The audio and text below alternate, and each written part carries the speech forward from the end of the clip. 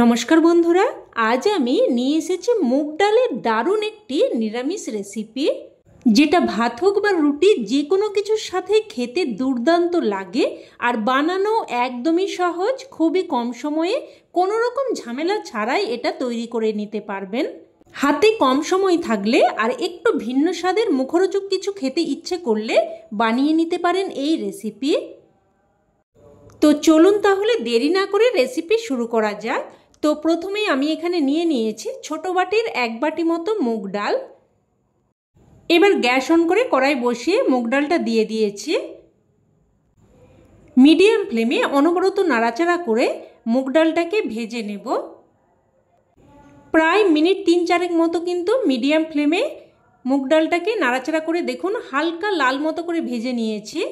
দেখবেন মুগ ডাল থেকে একটা সুন্দর ফ্লেভার বেরোতে শুরু করবে। আর দেখুন ঠিক এইরকম হালকা লাল হতে যখন শুরু করবে ততক্ষণ অবধিই কিন্তু ভেজে নিতে হবে। তো এবার ডালটাকে আমি সাথে সাথে একটা পাত্রের মধ্যে নামিয়ে রাখছি।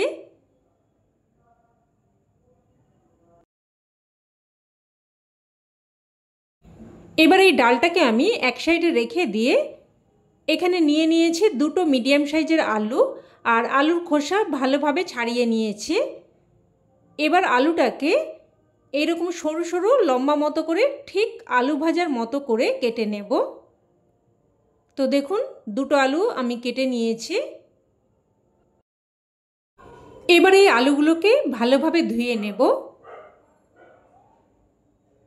তো ভালোভাবে ধুয়ে নিয়ে এবার আলুগুলোকেও এক সাইডে রেখে দিচ্ছি। এবার এখানে নিয়েছি 2টো টমেটো। টমেটোগুলোকে ভালোভাবে ধুয়ে নিয়ে এরকম ছোট ছোট টুকরো করে কেটে নেব। তো টমেটোটা কেটে নিয়ে এবার এখানে নিয়েছি 4টে কাঁচা লঙ্কা। কাঁচা লঙ্কাগুলোকেও দেখুন এইরকম একটু মিডিয়াম সাইজ মতো করে কেটে নিচ্ছে, একদম ছোট ছোট টুকরো করে কেটে নেব না, তাতে করে কি হয় তরকারিটা বেশি ঝাল হয়ে যায়। এইভাবে কেটে নিলে তরকারিটা ঝাল বেশি হবে না, অথচ কাঁচা লঙ্কার ফ্লেভারটা বেশি আসবে। এবার এখানে ভেজে রাখা মুগ ডালটা নিয়ে নিয়েছি, আর মুগ ডালটাকে 2-4 বার জল পাল্টে পাল্টে খুব ভালোভাবে ধুয়ে নেব। দেখুন ভালোভাবে ধুয়ে নিয়েছি। এবার আমি এখানে একটা কড়াই বসিয়ে দিয়েছি, তবে গ্যাস কিন্তু আমি এখনও অন করিনি। তো এবার কড়াইয়ের মধ্যে কেটে ধুয়ে রাখা আলুগুলো প্রথমে নিয়ে নিলাম, তারপর ধুয়ে রাখা মুগ ডালটাও নিয়ে নিলাম। এবার দিয়ে দিচ্ছি কেটে রাখা টমেটো, কেটে রাখা কাঁচা লঙ্কা, দিয়ে দেব স্বাদ অনুযায়ী লবণ, পরিমাণ মতো হলুদ গুঁড়ো, অল্প একটু লঙ্কার গুঁড়োও দিয়ে দেব, দিয়ে দেব 1/2 চামচ মতো জিরের গুঁড়ো, আর 1/2 চামচের থেকেও একটু কম ধনের গুঁড়ো। এবার দিয়ে দেব 2 চামচ মতো কাঁচা সর্ষের তেল। এবার সব কিছু বেশ ভালোভাবে মেখে নেব। বন্ধুরা, যে কোনো নিরামিষ দিনে এই রান্নাটা কিন্তু আপনারা অনায়াসেই বানিয়ে ফেলতে পারেন। আর এই রকম নিরামিষ রেসিপি থাকলে আমিষ রান্নার কথা কিন্তু কেউ মনেই করবে না। তো খুব ভালোভাবে মেখে নিয়েছি, এমনভাবে মেখে নিতে হবে যাতে করে মনে হয় যেন অর্ধেক রান্না এখনই হয়ে গেছে। তো এবার আমি গ্যাসের ফ্লেম অন করে দিয়েছি, আর লো টু মিডিয়াম ফ্লেমে একটা ঢাকনা দিয়ে 5 মিনিট মতো রান্না করে নিয়েছি। এবার 5 মিনিট পর ঢাকনা তুলে নিয়ে নাড়াচাড়া করে দিচ্ছে। দেখুন ডাল থেকে কিন্তু জল বেরিয়েছে, যেহেতু লবণ টমেটো সব কিছু মেশানো আছে, বেশ কিছুটা কিন্তু জল বেরিয়েছে।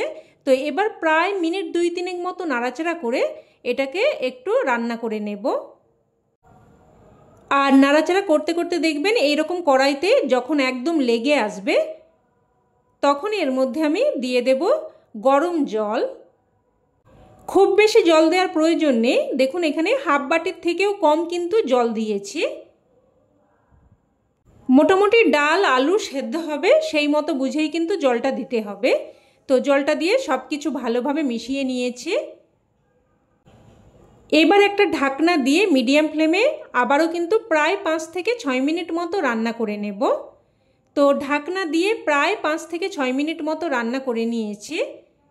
নাড়াচাড়া করে ভালোভাবে মিশিয়ে নেব আর দেখে নেব ডাল আলু সেদ্ধ হয়েছে কিনা।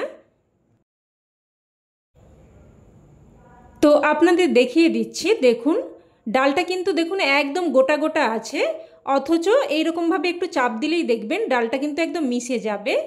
দেখুন ডাল কিন্তু সেদ্ধ হয়ে গেছে, তবে এইরকম কিন্তু গোটা গোটা থাকবে। আর আলুও দেখুন খুব সুন্দরভাবে সেদ্ধ হয়ে গেছে। এবার যেহেতু এটা একদমই শুকনো শুকনো হয়ে গেছে, তাই আমি এখানে আবারও প্রায় 3 থেকে 4 চামচ মতো একটু জল দিয়ে দিলাম। তো জলটা দিয়ে ভালোভাবে মিশিয়ে নিয়ে এবার গ্যাসের ফ্লেমটাকে লোতে করে দিয়ে এটাকে এইভাবেই রেখে দিচ্ছি। এবার অন্যদিকের গ্যাস ওভেনে আমি একটা তড়কা প্যান বসিয়ে দিয়ে দিলাম একদম অল্প একটু, প্রায় ছোটো চামচে 2 চামচ মতো সর্ষের তেল আর হাফ চামচ মতো ঘি। ঘিটা দিলে কিন্তু ফ্লেভারটা খুবই সুন্দর আসবে। তো তেল ঘি হালকা গরম হয়ে আসলে এখানে দিয়ে দিলাম হাফ চামচ মতো গোটা জিরে, একটা শুকনো লঙ্কাকে 2 টুকরো করে দিয়ে দিলাম, একটা তেজপাতাও দিয়ে দিলাম, আর দিয়ে দিচ্ছি 1 চামচ মতো কোড়ানো আদা। এখানে কিন্তু প্রায় হাফ চামচ মতো আদাকে আমি গ্রেট করে দিয়েছি। আপনারা চাইলে কিন্তু আদাটা ছোট ছোট করে কেটেও দিতে পারেন। তো এবার নাড়াচাড়া করে এটাকে, এই ফোড়নটাকে কিন্তু ভালোভাবে ভেজে নিয়েছি। এবার এই ফোড়নটা আমি এই ডালের মধ্যে দিয়ে দিলাম। আর এই আদা, লঙ্কা, তেজপাতা, গোটা জিরে সব কিছুর ফ্লেভার মিলে এই ডালের মধ্যে কিন্তু একটা দারুণ ফ্লেভার তৈরি হয়েছে। আপনারা যখন রান্নাটা করবেন তখন এটা ফিল করতে পারবেন। তো সব কিছু ভালোভাবে মিশিয়ে নিয়ে এবার এখানে আমি অল্প একটু চিনি দিয়ে দিয়েছি, যেহেতু নিরামিষ রেসিপি একটু মিষ্টি দিয়ে দিলে স্বাদটা সুন্দরভাবে ব্যালেন্স হবে। তো চিনিটা দিয়ে মিশিয়ে নিয়ে এবার কিছু কুচানো ধনেপাতা দিয়ে বেশ ভালোভাবে মিশিয়ে নিলাম। বাড়িতে ধনেপাতা থাকলে অবশ্যই দিয়ে দেবেন, তাতে করে ফ্লেভারটা খুবই সুন্দর আসবে। তো কুচানো ধনেপাতাটা দিয়ে ভালোভাবে মিশিয়ে নিয়ে গ্যাসের ফ্লেম বন্ধ করে স্ট্যান্ডিং টাইমে রেখে দিলাম, যাতে করে ধনেপাতার ফ্লেভারটা ভালোভাবে মিশে যায়। এবার এটাকে নামিয়ে নিচ্ছি। দেখুন দেখতে কতটা সুন্দর হয়েছে, খেতে কিন্তু তার থেকেও বেশি টেস্টি হয়। এই রকম নিরামিষ রেসিপি থাকলে ভাত বা রুটি কিন্তু এক নিমেষেই শেষ হয়ে যাবে। তো রেসিপি কেমন লাগলো অবশ্যই কমেন্টে জানাবেন, আর ভালো লেগে থাকলে প্লিজ একটা লাইক দিয়ে দেবেন, আর চাইলে অন্যান্য বন্ধুবান্ধবদের সাথে শেয়ারও করতে পারেন। আর চ্যানেলের নতুন বন্ধু হয়ে থাকলে চ্যানেলটিকে অবশ্যই করে সাবস্ক্রাইব করে নেবেন, আর পাশে থাকা বেল বাটনটিও অন করে রাখবেন। তো আজ এই অবধি, আবারও অন্য কোনো নতুন রেসিপিতে দেখা হবে। ততক্ষণে সকলে ভালো থাকবেন, সুস্থ থাকবেন, আর সকলকে ধন্যবাদ।